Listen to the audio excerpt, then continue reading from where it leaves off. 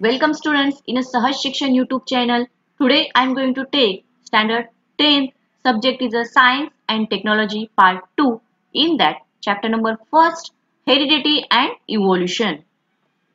Student, in this chapter what things we're going to learn is first heredity and heredity changes, transcription, translation and translocation, evolution, evidences of evolution, Darwin's theory of natural selection, Lamarckism, speciation and human evolution.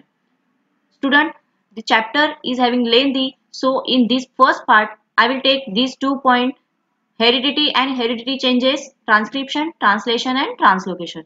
So let's start student.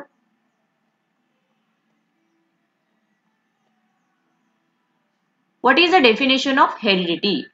The process by which physical or mental qualities pass from parent to child is called heredity or transfer genetic character from one generation to other via genes. This is called as the heredity or this is the definition of heredity. So तुम्ही आता तोपर्यंत ही definition अशीच लक्षात ठेवा. आपण deep मध्ये heredity म्हणजे काय किंवा ती कशा प्रकारे असते हे बघूयात. So next part with history. First, pioneer of modern genetic. Who is the pioneer of modern genetic? Is a Gregor Mendel.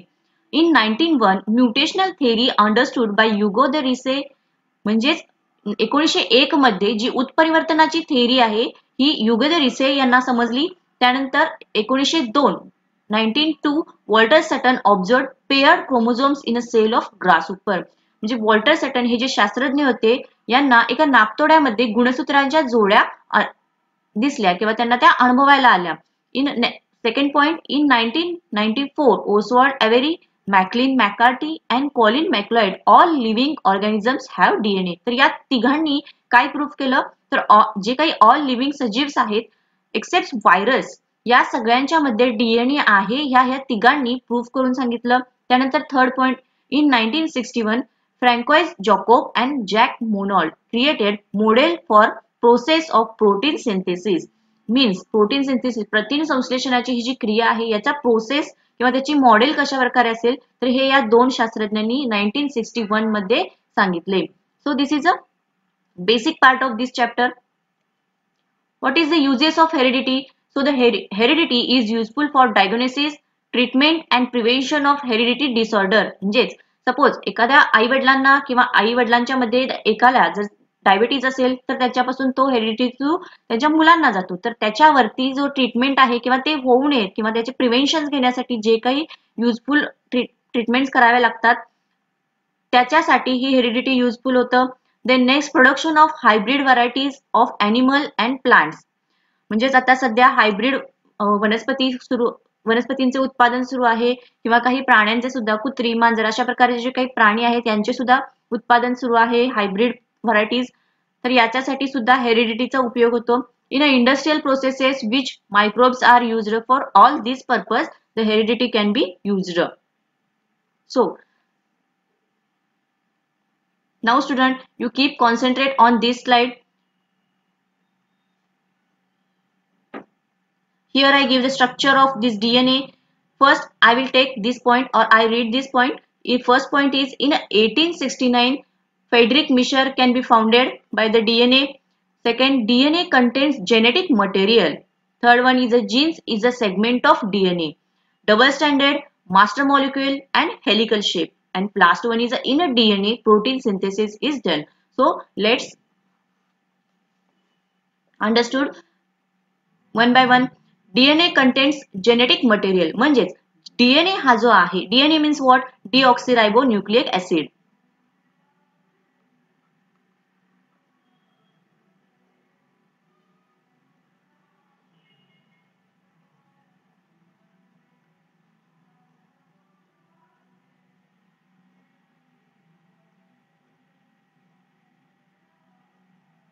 So the full form of DNA is deoxyribonucleic acid.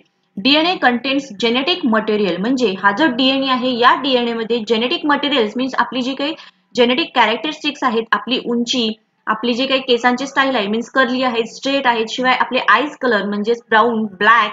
So all this genetic information शिवाय आपली genetic जे काही आजार आपल्या आई वडिलांच्याकडून आपल्याकडे आलेले आहेत किंवा जेनेटिक जे काही याच्या आई वडिलांना वाचनाची आवड आहे किंवा याच्या वडिलांना वाचनाची आवड आहे तर याला सुद्धा वाचनाची आवड. सो हे जे काही जेनेटिक इन्फॉर्मेशन असते किंवा जेनेटिक मटेरियल आहे हे सगळे जे मटेरियल आहे हे डीएनए मध्ये स्टोअर केले जातं. So the next point is a gene is the segment of DNA. So this is a segment of DNA and this is called as a gene of gene. So segment of DNA is called as a gene. Then next, double stranded, master molecule and helical shape. अशा प्रकारचा जर आपला हा double standard असेल, जर ह्याला twist केलं तर त्यानंतर त्याचा आकार असा होतो. So it is called as a double standard. Master molecules means what? So this is a important point. Master molecules means about our body or about human body all the information can be stored in this DNA, so it is called as a master molecule. All human body information or genetic information, genetic material can be stored in this DNA, so this is called as a master molecule. म्हणजे तुमच्या body बद्दलची जे काही तुमचे characters आहेत, तुमच्या उंचीबद्दल असू दे, तुमचा कलर असू दे, तुमचे केसांचे style, curly hair, straight hair, all this about information can be stored in this DNA, so it is called as a master molecule. Then next, about the shape, it is having a helical shape. Then last point, in a DNA protein synthesis is done. Protein synthesis means what? See student, proteins means what? It is a chain of amino acid.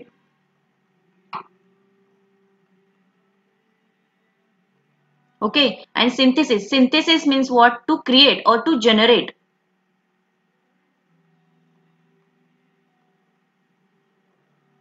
Okay, so protein synthesis means what? To generate or to create the chain of amino acids is called as the protein synthesis. This process is called as a protein synthesis.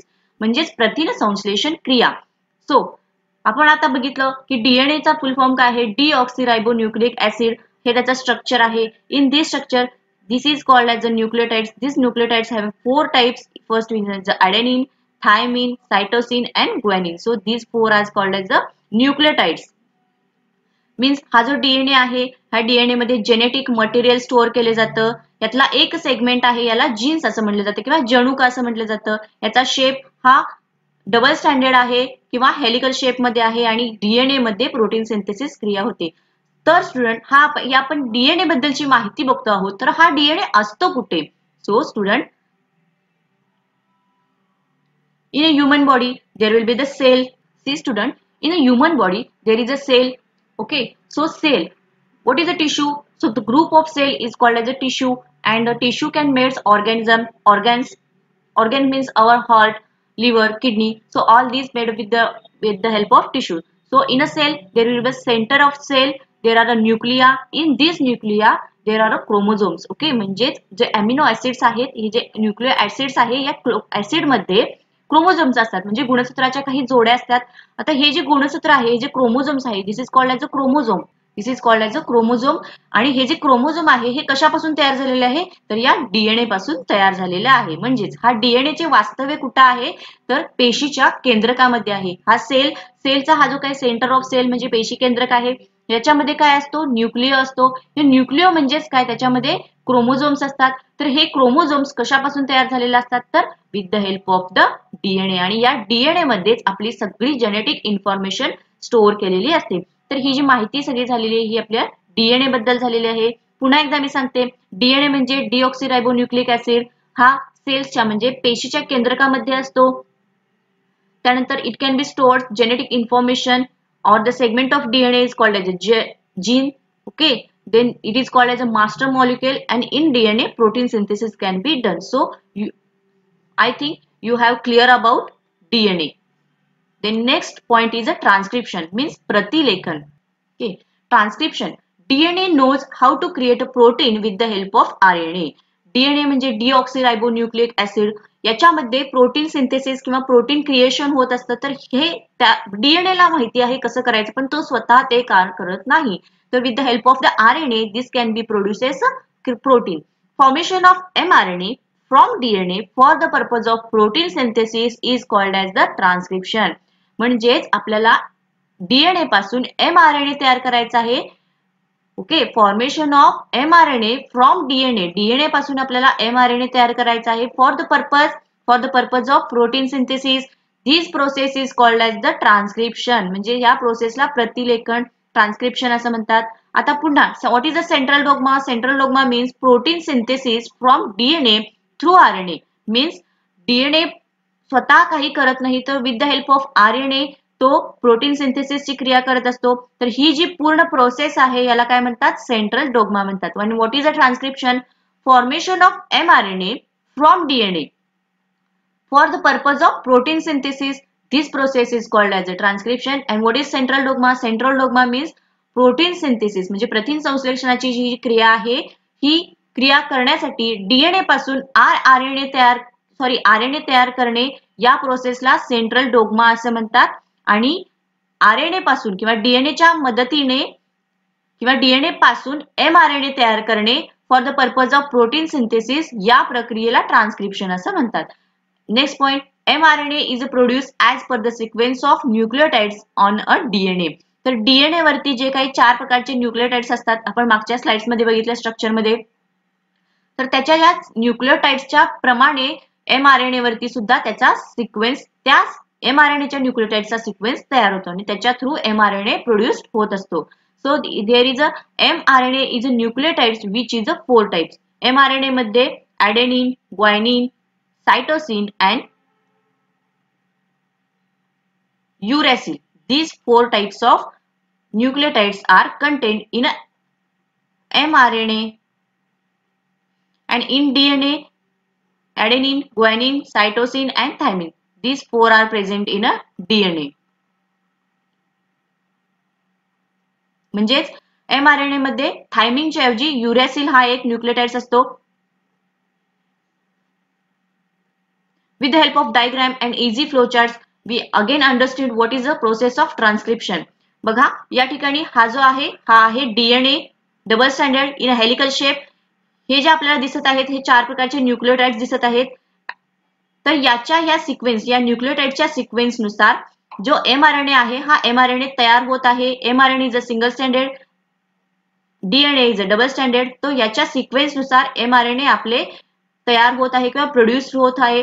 तर ही जी प्रक्रिया आहे from DNA formation of mRNA for the purpose of protein synthesis, this process is called as the transcription. Then with the help of this flowchart, DNA मध्ये म्हणजे प्रथिने जनुकांच्या रूपात store केलेले असतात. याच्या थ्रू म्हणजे DNAच्या मदतीने RNA तयार होतो for the purpose of protein synthesis. Okay, तर ही जी प्रोसेस आहे याला काय म्हणायचं? Central dogma. आणि RNA पासून mRNA जो तयार होतो ही जी पूर्ण प्रोसेस आहे याला काय म्हणायचं? ट्रान्सक्रिप्शन. DNA हा स्वतः काही करत नाही, तर तो RNAच्या माध्यमातून प्रोटीन सिंथेसिस करत असतो, प्रोटीन क्रिएट्स करत असतो. सो ही जी प्रोसेस आहे DNA हा RNAच्या मदतीने mRNA तयार करतो, या प्रोसेसला ट्रान्सक्रिप्शन असं म्हणतात. Then next, what is the difference between DNA and RNA? यामध्ये तुम्हाला शक्यता आहे की एक्झाम्सला तुम्हाला हे क्वेश्चन विचारू शकतात. What is the difference between DNA आणि RNA? Long form of DNA is a deoxyribonucleic acid. Long form of RNA is what? Ribonucleic acid. तर या ठिकाणी मी तुम्हाला स्ट्रक्चर दिलेलं आहे. DNAचं स्ट्रक्चर बघा डबल स्टँडर्ड आहे. RNAचं स्ट्रक्चर आहे ते सिंगल स्टँडर्ड आहे. DNA मध्ये 4 प्रकारचे न्यूक्लियोटाइड्स असतात. First one is adenine, thymine, cytosine and guanine. But in our mRNA there will be a थायमिनच्या ऐवजी त्याच्यामध्ये युरॅसिल असतं, म्हणजे adenine, guanine, cytosine and uracil. Then next, what is the function of DNA? DNA function is to transmit a genetic information. म्हणजे त्याच्यावरची जी माहिती आहे ती तशीच्या तशी तो ट्रान्सफर करतो. But what is the function of RNA? Function of RNA is to transmit the genetic information through code. This is the function of RNA. So this difference having between a DNA and RNA. The next concept is a translation, means भाषांतरण.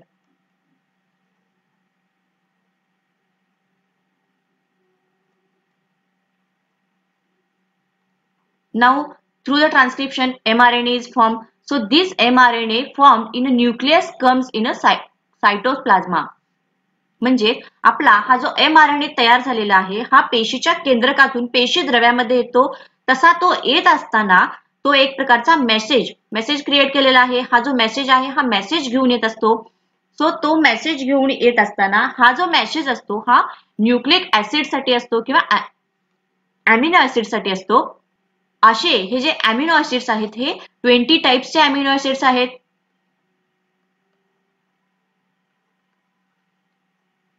20 types of amino acids. So हे जे 20 प्रकारचे amino आम्ल आहेत या एका amino आम्लासाठी 3 प्रकारचे nucleotides लागतात. Okay, amino acids किंवा हे जे अमिनो आम्ल आहे याच्यामध्ये एक प्रकारचा मेसेज आहे. ते 20 प्रकारचे आहे.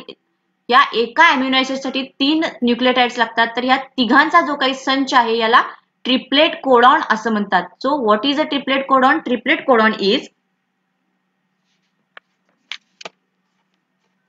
the code for each amino acid consists the 3 nucleotides is called as the triplet codon. म्हणजेच अमिनो ऍसिड साठी जे 3 प्रकारचे न्यूक्लियोटाइड्स लागतात त्याला ट्रिपलेट कोडॉन असे म्हणतात.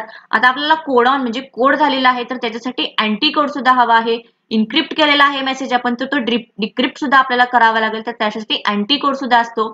सो त्याच्यासाठी message on mRNA amino acids are supplied by tRNA. म्हणजे तो जो मेसेज mRNA मध्ये आहे हा अमिनो ऍसिड थ्रू tRNA कडे पाठवला जातो. tRNA वरती काय असतं तर त्याचा अँटी कोडॉन असतो. On this tRNA has a anti codon having complementary sequence to the codon on mRNA.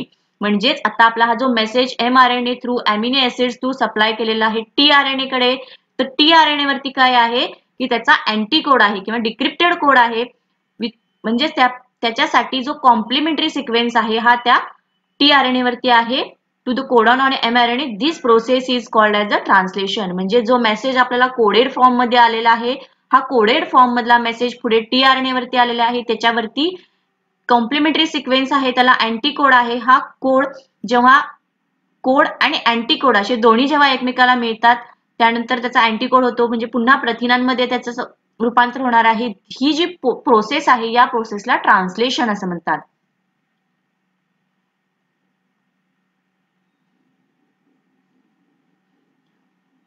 C there is a diagram and easy flow chart. या ठिकाणी हा जो आहे हा पेशीचा केंद्रक आहे. पेशीच्या केंद्रातून पेशी द्रव्यातून जेव्हा हा mRNA this is called as a mRNA. mRNA मध्ये आपल्याला मेसेज कंटेन केलेला आहे. हा mRNA जो मेसेज घेऊन येत आहे या mRNA मध्ये जे अमिनो ऍसिड्स आहेत हे 20 प्रकारचे अमिनो ऍसिड्स आहेत. तर त्यातल्या प्रत्येक एका अमिनो ऍसिड साठी 3 प्रकारचे न्यूक्लियोटाइड्स लागतात. म्हणजे 1, 2, 3 हे 3 प्रकारचे न्यूक्लियोटाइड्स त्याला लागतात. तर यामुळे त्याला ट्रिपलेट कोडॉन असं म्हटलं आहे. तर हा जो कोड आहे हा जो मेसेज आहे हा घेऊन mRNA आलेला आहे तो पुढे tRNA ला दिलेला आहे. tRNA वरती काय आहे तर त्याचा अँटी कोड आहे. तर ही जी पूर्ण प्रोसेस आहे त्या प्रोसेसला ट्रान्सलेशन असे म्हणतात. See here again in the form of the flow chart.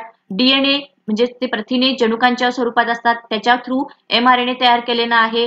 mRNA कडून पुन्हा त्याचं ट्रान्सलेशन केलेलं आहे प्रथिनांच्या मध्ये. तर ही प्रोसेस आहे याला ट्रान्सक्रिप्शन जे आपण मगाच्या स्लाइड्स मध्ये बघितलं आणि आता आपण बघत आहोत ट्रान्सलेशन म्हणजेच भाषांतरण. म्हणजे या ठिकाणी काय झालं कोड झालेला होता तर या ठिकाणी पुन्हा अँटी कोड झाला.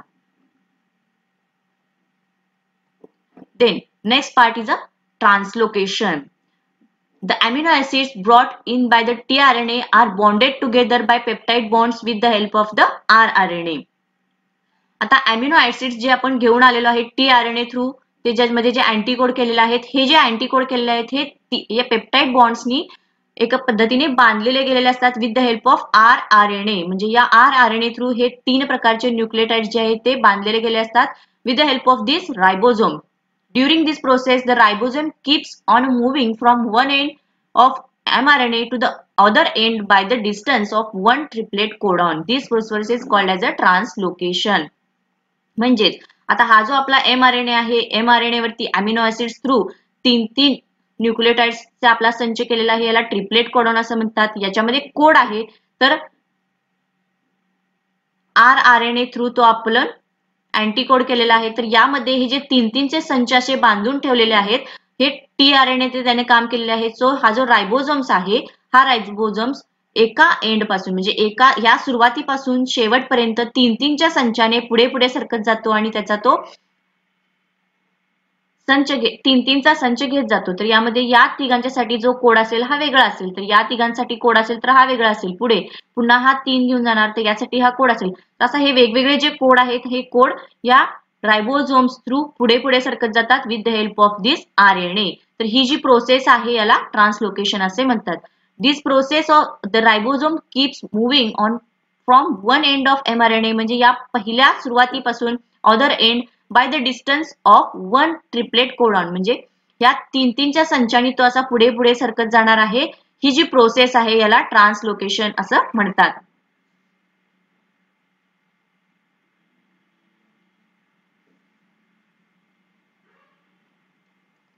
Then next part is a mutation.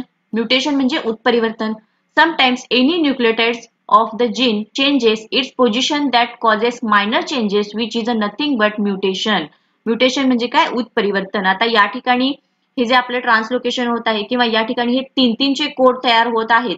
तर समजा यातला एखादा हा न्यूक्लिओटाइड्सचा क्रम बदलला किंवा चुकला तर या ठिकाणी जी क्रिया होणार आहे त्याला म्युटेशन असं म्हणतात. Sometimes any nucleotides of the gene changes म्हणजे हे जे आपला mRNA आहे ह्याच्यावरती हे असे 3-3चे जे हे कोड्स आहेत यातला समजा एक न्यूक्लियोटाइड्स हा चुकला किंवा याची जर जागा बदलली तर यामध्ये genes can be changes its position and cause minor changes. ह्याचे छोटीशी जे काही चेंज होणार आहे which is nothing but the mutation म्हणजे त्यामध्ये एक प्रकारचे परिवर्तन घडते त्यालाच उत्परिवर्तन असं म्हणतात.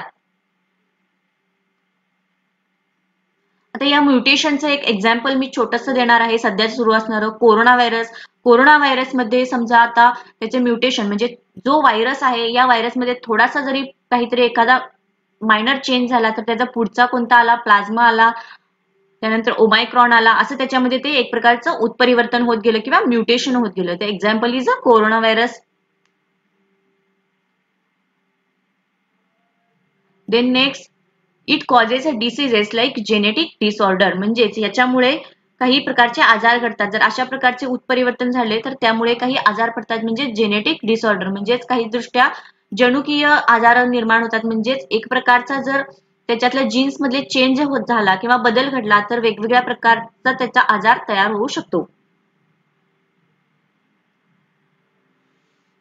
हे जे उत्परिवर्तन आहे ते कधी कधी थोडंसं किरकोळ असतं तर कधी कधी त्याच्यामध्ये जास्त अशी त्याची लक्षणे दिसून येतात.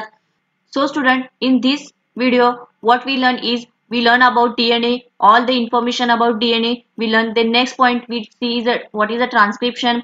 Transcription means formation of mRNA from DNA for the purpose of protein synthesis. This process is called as the transcription. In that central dogma process is also done. Then next, there are 4 types of nucleotides: adenine, guanine, cytosine, thymine, and but in mRNA there will be uracil. Then we see what is the difference between DNA and what is the and RNA. Then next point we see what is a translation. Translation means mRNA वरती जो काही code आहे तो tRNA वरती पाठवणे, त्याचा पुन्हा अँटीकोड करणे, हे जी प्रोसेस आहे याला ट्रान्सलेशन म्हणतात. Then next we see what is a translocation. Translocation means with the help of a rRNA or the ribosomes जे ट्रिपलेट कोडॉन आहे ते 3-3च्या संचाने पुढे पुढे सरकत राहतात. ही जी प्रोसेस आहे याला ट्रान्सलोकेशन असं म्हणतात. अँड म्युटेशन म्हणजेच उत्परिवर्तन. समजा एखादा न्यूक्लियोटाइड्स मध्ये काही चेंज झाला तर त्याच्यामध्ये जो परिवर्तन घडतं त्याला उत्परिवर्तन असं म्हणतात. So all these points we cover in this chapter. Student, if you like this video please subscribe the channel, comment to this video. Thank you.